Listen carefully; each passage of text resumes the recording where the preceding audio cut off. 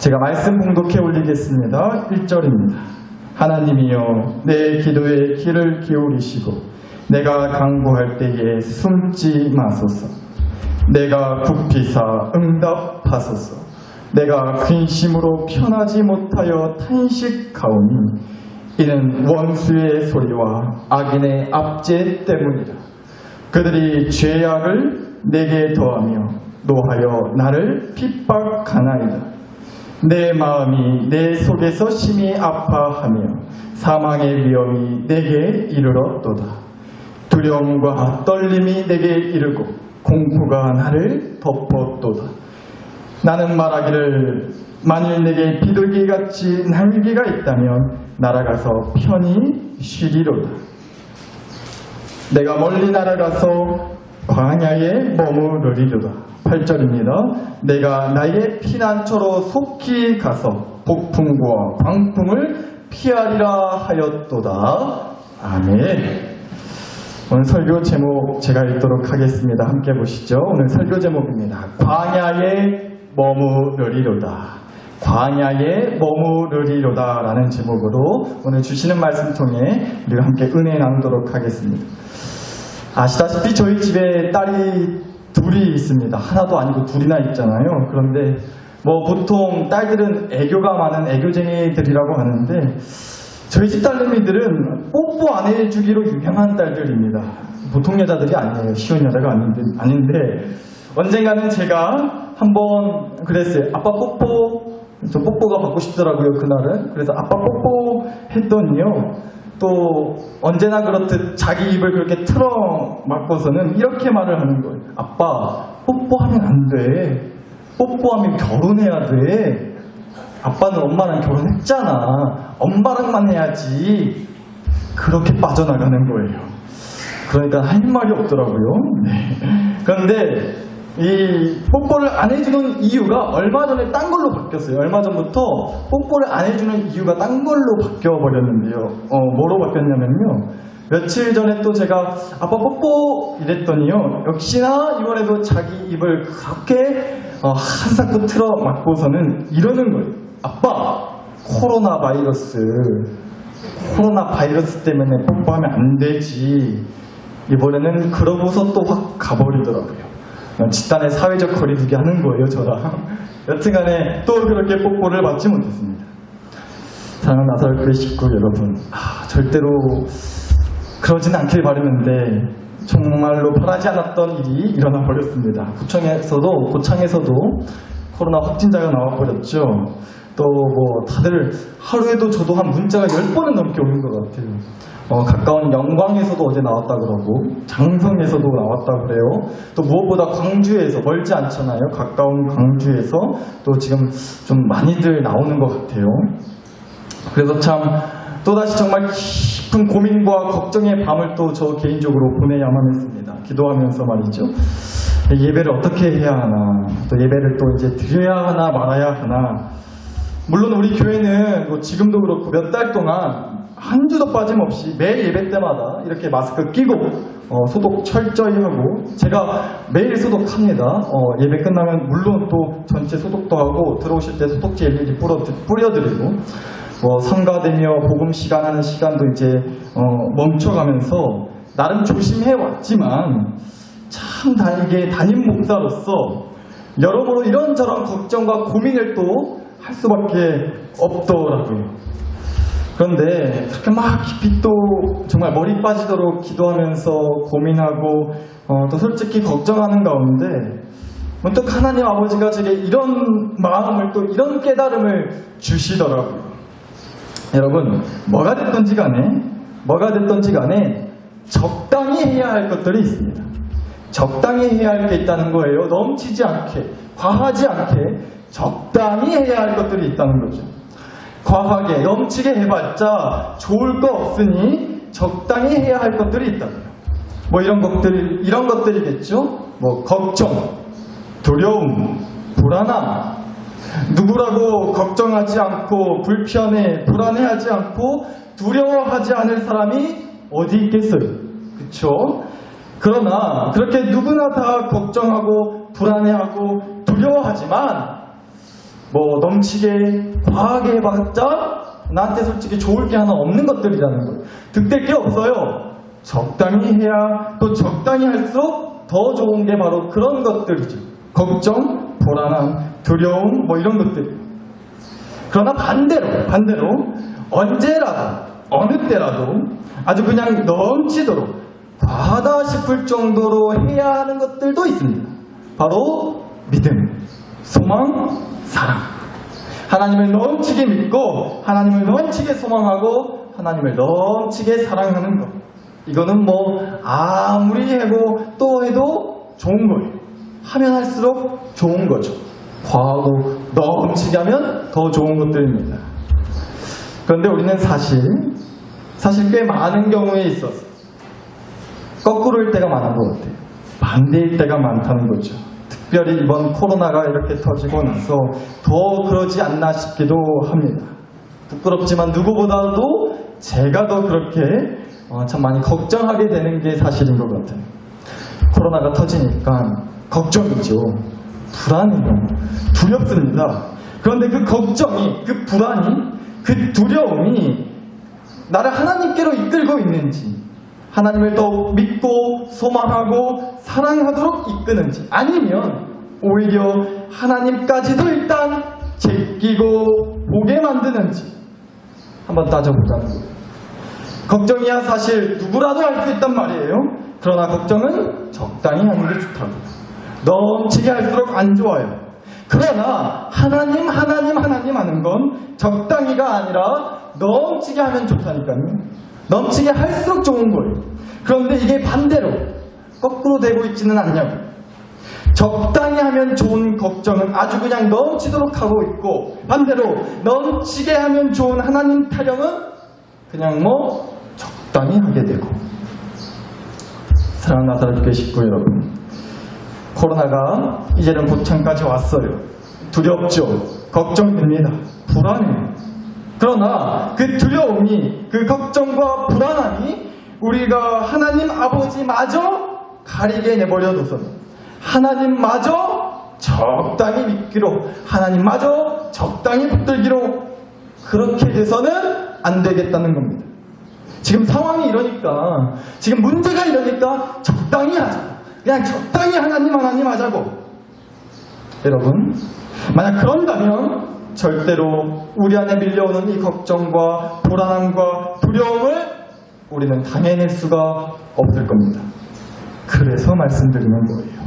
이 두려움과 불안함, 걱정을 어찌 보면 정말 잘 써먹을 줄 알아야 한다는 거예요. 잘 써먹을 수 있어야 한다. 뭐를 적당히 하고 뭐를 넘치게 해야 할지를 우리가 어느 때보다 정말로 깊이 잘 생각해 봐야 할 때라는 겁니다. 그래서 오늘 주시는 말씀을 함께 보기를 원하는 거예요. 시편 55편.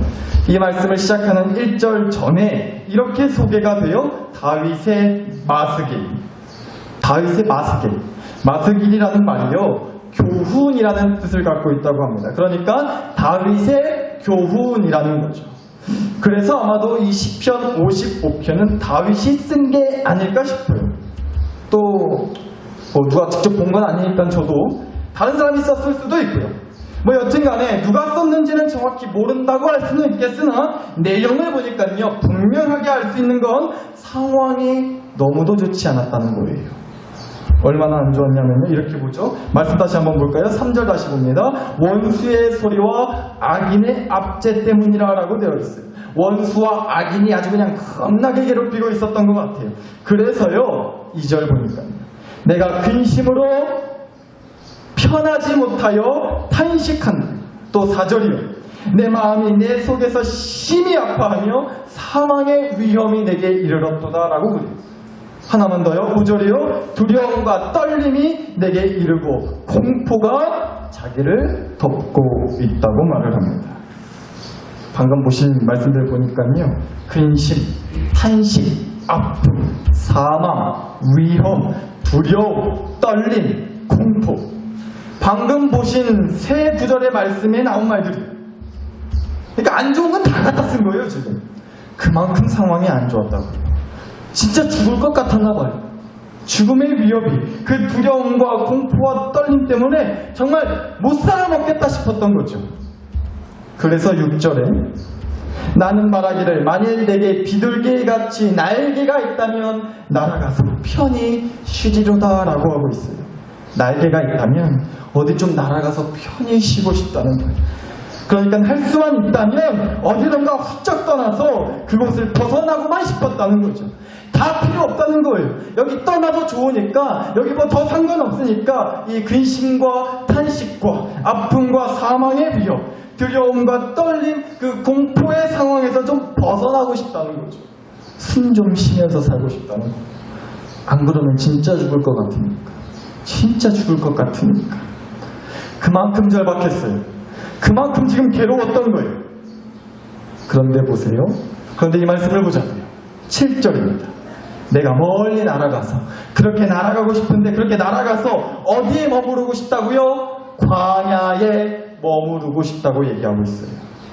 광야 말이죠. 광야. 도망치듯 벗어나고 싶어서 가고 싶은 데가 어디라고요? 광야라고요. 광야. 여러분, 왜 하필 광야죠? 왜 하필 광야일까요? 뭐 얼핏 그냥 생각해보자면 당연히 물론 광야에는 자신을 괴롭히는 원수도 악인도 그 누구도 없을 테니 광야만한 데가 어디 있겠나 싶어요. 그래서 광야로 벗어나고 싶었던 건지도 모르겠어요. 그러나 광야라는 곳이 어떤 곳이에요? 하루하루 매일매일 순간순간이 그 어디보다 두렵고 무섭고 떨리는 그런 곳이 광야죠. 뭐 하나 보장된 게 없어요. 뭐 하나 갖춰진 게 없다고. 광야라는 곳이, 사막이라는 곳이 그런 곳이죠. 그 허허벌판에, 그 빈들에, 그 메마른 땅에 뭐가 있어요? 음식이요? 도와줄 사람이요? 위로해줄 사람이요? 없다니까요. 집이 있어요? 뭐가 있어요? 그늘이 있어요? 뭐가 있어요? 편히 쉴 만한 데가 아니에요, 광야는. 그런데 만약에 이 시를 쓴 사람이 다윗이라고 한다면 특별히 다윗에게는 광야란 그런 곳이었을 거예요. 말씀을 보면요. 광야는 왕이 되기 전에 다윗은 이스라엘의 왕이 되기 전에 이스라엘의 첫 번째 왕이었던 사울 왕으로부터 질투를 사서요. 무려 13년이나 도망자 신세로 살았던 때가 있었어요. 13년 동안이나 동굴, 광야 이런 곳을 돌아다니며 도망치며 살았던 사람이 다윗이었다고. 그러니까 다윗에게 광야는요. 도망치던 곳이에요. 도망치면서 뭐 여행 가는 게 아니라고요. 관광 가는 게 아니에요. 도망치면서 하루하루 언제 목숨이 날아갈지 모르는, 목숨이 간당간당하고요. 언제 잡혀 죽을지 모르는 떨림과 무서움이 가득했던 곳이 광야였다고. 그런데 왜 광야로 도망치고 싶어요? 왜 광야로 날아가고 싶어요? 도대체 왜요? 심지어는요. 8절 말씀 보니까 이렇게까지 말을 해요. 내가 나의 어디로? 피난처로 속히 가서 폭풍과 강풍을 피하리라 하였다. 광야가 피난처라고까지 말을 한다. 앞서 말씀드렸지만 광야가 무슨 피난처예요? 뭐가 있다고? 누가 있다고? 이해가 가지 않더라고요. 그런데 아무리 생각해보니까 이유는 딱 하나겠다 싶었습니다. 광야로 도망치고 싶었던 이유가, 광야로 날아가고 광야를 피난처라고 말하고 했던 이유가 딱 이거 하나 있더라고요. 광야에 가면 자신을 괴롭히는 그 악인도 원수도 없어서 뿐만 아니라 광야에 가면 뭐도 있고 뭐도 갖춰져 있어서, 누가 있어서, 도와줄 사람이 있어서 자신을 괴롭혔던 근심과 아픔, 두려움의 공포가 하나 없는 곳이 광야여서가 아니라 광야야말로 온전히 매달릴 분이 하나님밖에 없고 바라볼 때가 하나님밖에 없는 곳이기 때문에 광야가 피난처였던 거예요. 그래서 광야로 날아가고 싶었던 거예요. 광야에 간다고 문제가 해결되는 게 아니었어요. 오히려 광야에 가면 더 큰 문제와 어려움을 만날 수도 있어요. 광야도 위험하죠. 더 위험해요. 광야에도 코로나가 있을 수 있어요. 어떠한 병이 자기를 또 힘들게 할지 몰라요. 어떠한 두려움과 어떠한 공포의 상황이 자기 앞에 부딪히게 될지 모르는 곳이 광야라고요. 그러나 기억하시라는 거예요. 광야에는 반드시 하나님이 계시다라는 거예요. 광야는요, 하나님이 계시는 곳이라는 거죠. 아무것도 없기 때문에, 아니면 너무도 많은 위험이 있기 때문에 그래서 더 처음부터 끝까지 순간순간마다 가는 곳곳마다 하나님과 함께해야만 하는 곳, 그곳이 광야예요. 그래서 광야로 가고 싶다는 것은 아니었나 싶어요. 그래서 광야가 피난처라고 말했던 게 아닌가 싶어요. 너무 힘드니까, 너무 괴로우니까, 너무 죽겠으니까 온전히 하나님이라는 피난처로만 날아가고 싶었던 거예요. 그래야만 살 수 있겠다라는 거였죠.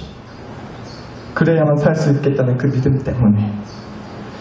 그래서 시편 57편을 시작하는 1절 말씀이 아마도 그런 믿음의 마음으로 쓴 시가 아닐까 싶어 유독 눈에 좀 들어오더라고요. 이런 말씀이 있어요. 하나님이여 내게 은혜를 베푸소서, 내게 은혜를 베푸소서. 내 영혼이 주께로 뭐하되 피하되 주의 날개의 그늘 아래에서 이 재앙들이 지나기까지 피하리이다. 광야는 그늘이 없어요. 그러나 주님의 그늘이 있는 곳이죠. 그래서 거기가 피난처였던 거예요. 사랑하는 나사렛교회 식구 여러분, 오늘 이 시편 55편을 쓴 자가 쓴 내용 그대로 우리도 그런 마음이지 않을까 싶어요. 코로나 때문에 근심합니다. 걱정하죠. 코로나로 인한 사망의 위협은 우리를 두려움과 떨림의 공포로 이끄는 것 같아요. 그래서 한동안은 한 달 반이나 되는 시간 동안 우리는 함께 교회에 모이지도 않았죠.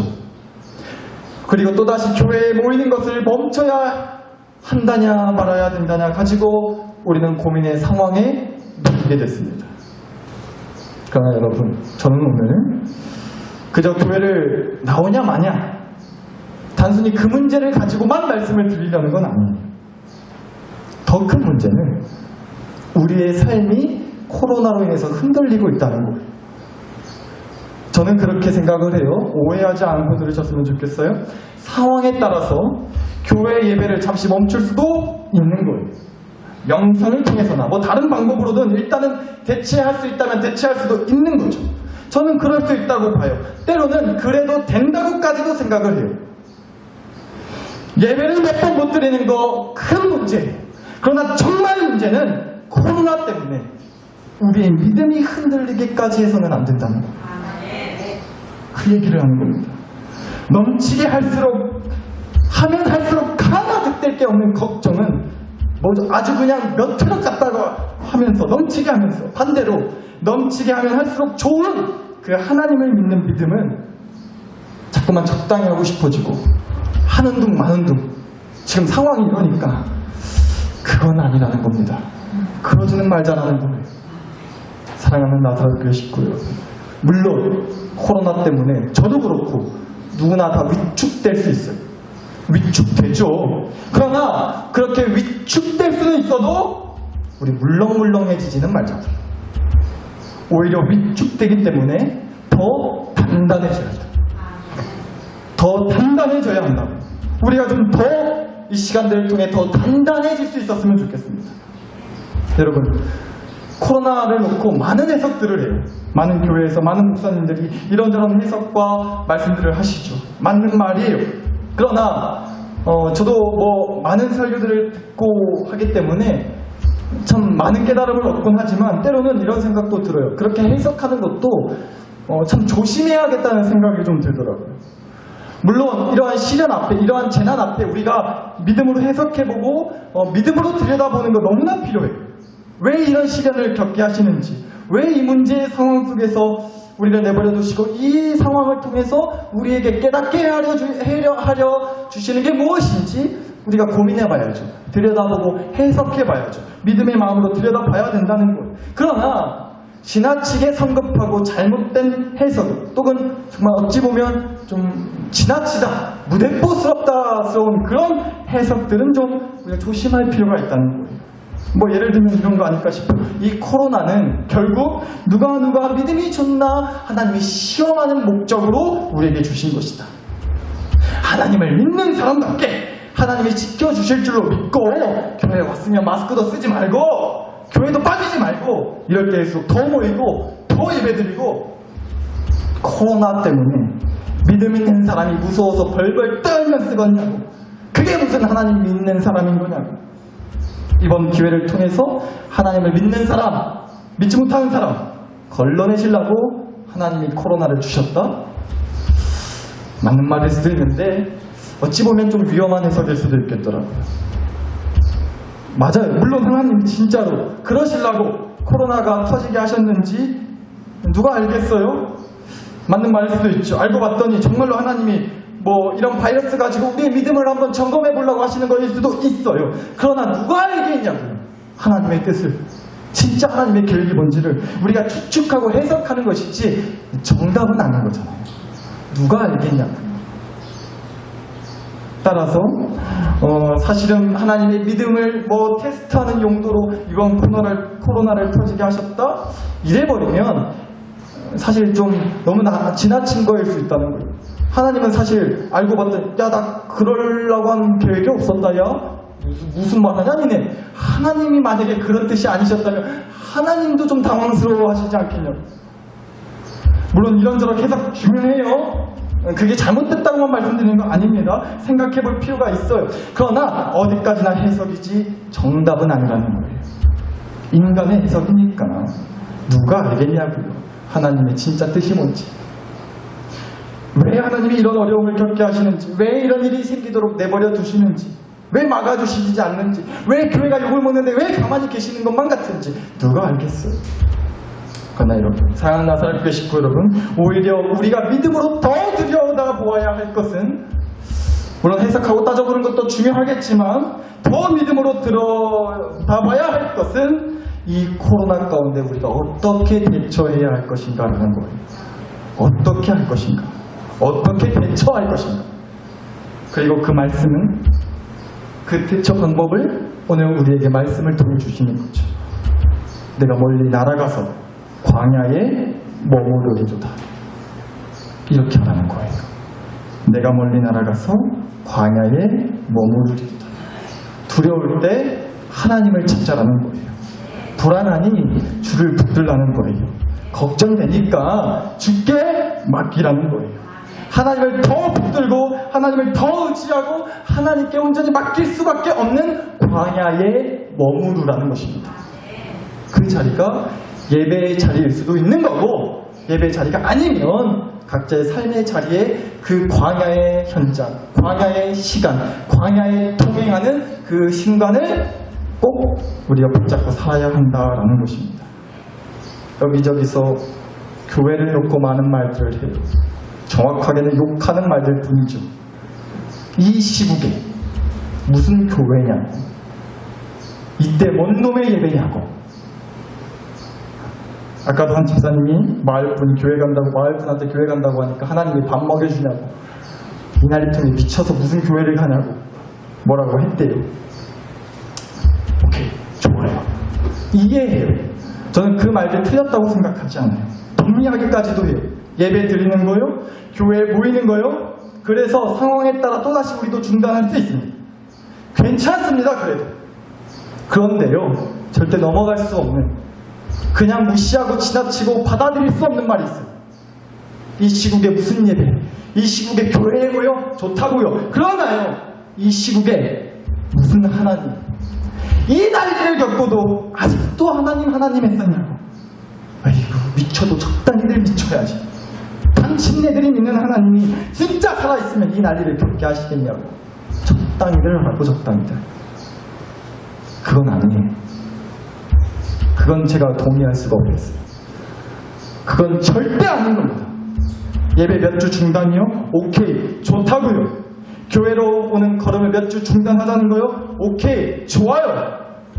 그렇다고 하나님까지 중단하라고요? 오케이예요? 아니요. 그건 절대 노예요. 그럴 수는 없어요. 그러지 말아야 돼요. 오히려 더 하나님과 함께하는 광야에 머물러야 한다고요. 사랑하는 나사렛교회 식구 여러분, 이제 말씀을 마치겠습니다. 거듭 말씀드리지만 어려운 때인 줄 압니다. 많은 상황이 참 예배를 드리는 것마저 우리에게 깊은 고민과 갈등, 걱정을 안겨주기까지 어쩌다 이렇게까지 해버리는지 모르겠어요. 좋아요. 걱정되시고 불안하시면 한두 주 교회 안 나오셔도 돼요. 오늘 말씀드리기도 전에 많은 분들이 그러셨네요. 괜찮아요. 그거 꼭 뭐라 하고 싶지 않습니다. 충분히 이해하고 정말로 좀 조심스럽다고 하시는 분들은 진짜로 그렇게 하세요. 그러나 여러분, 하나님마저 내려놓지는 말자고요. 이럴 때일수록 우리가 더 하나님 풀려해야죠. 하나님과 함께하는 광야에 머무르자니까요. 그렇지 않으면 이 걱정과 불안한 두려움을 어떻게 하시려고요? 이걸 어떻게 우리가 해결할 수 있겠어요? 어떻게 당해낼 수가 있겠냐고. 하루 이틀 문제예요 이게? 한두 달이면 끝날 일이에요? 아닌 거 아시죠? 언제까지일지 몰라요. 그럼 이제 우리한테 달렸어요. 어떻게 대처할 것인가? 우리의 대처 방법은 딱 하나입니다. 하나님과 함께하는 겁니다. 하나님을 붙드는 겁니다. 하나님을 더 의지하고 하나님을 부르짖고 하나님께 기도하는 거예요. 교회 나오